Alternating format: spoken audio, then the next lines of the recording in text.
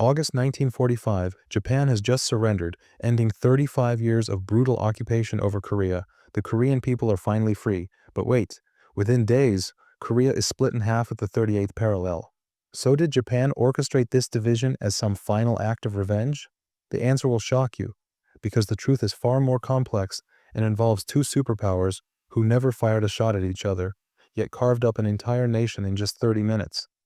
Here's what really happened, and it's a story of geopolitical chess that changed millions of lives forever. When Japan surrendered on August 15, 1945, Korea wasn't divided. It was liberated as one piece. But here's where it gets interesting. The Allies had a massive logistical problem. How do you manage the surrender of 700,000 Japanese troops scattered across the Korean peninsula? Enter two young American colonels in the Pentagon, Dean Rusk and Charles Bonesteel.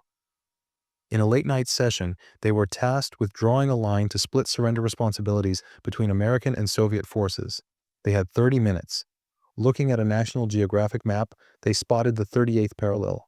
It looked neat, ran roughly through the middle, and kept Seoul in the American zone. That's it. No grand strategy, no consultation with Koreans, no deep historical analysis. Just a practical military decision that would tear a nation apart for decades. But here's the kicker.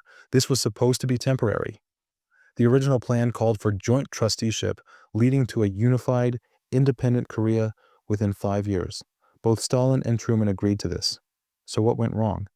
The Cold War happened faster than anyone expected.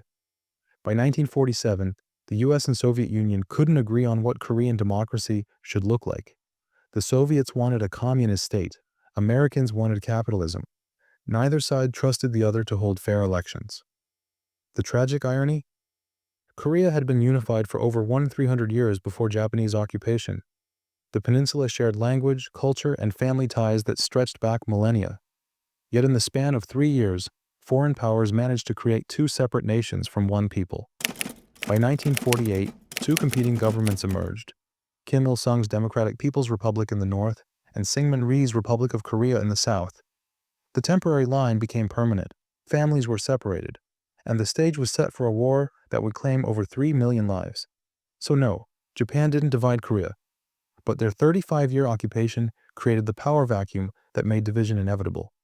Sometimes the most catastrophic decisions in history aren't made by villains in war rooms, but by tired officials drawing lines on maps at midnight. What do you think? Could this division have been avoided? Let me know in the comments below, and don't forget to subscribe for more historical equations that change the world.